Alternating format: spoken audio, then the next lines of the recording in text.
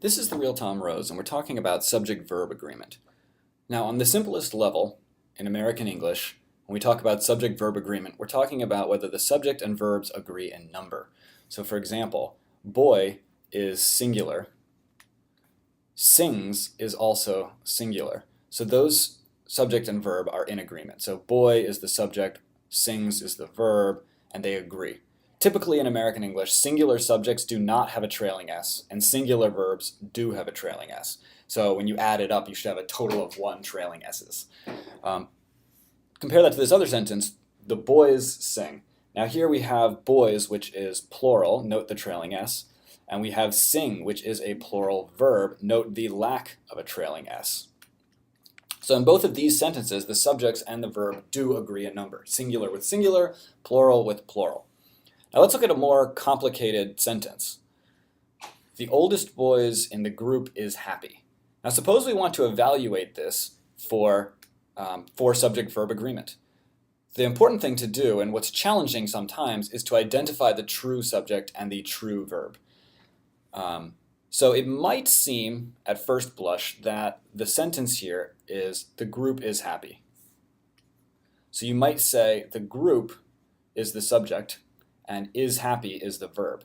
And you might say that group is singular and is happy is singular. So that matches, but that would be incorrect. So let's go about talking about how we can find the true subject and the true verb in this sentence.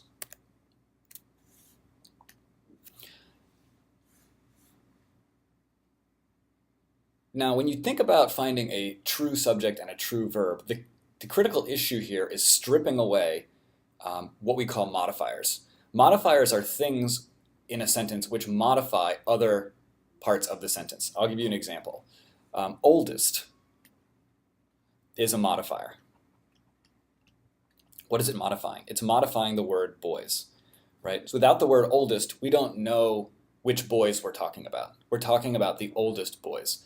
So the word oldest is a modifier. So in your head, you can eliminate that, and it's not going to be part of the true subject.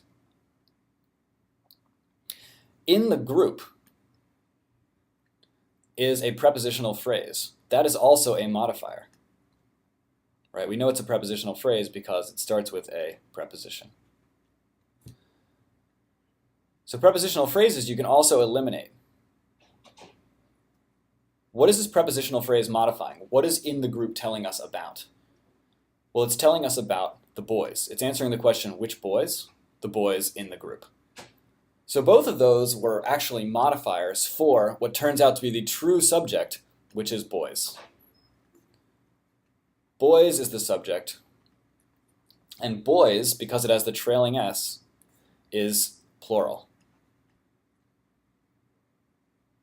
So when we go over to our verb, is happy,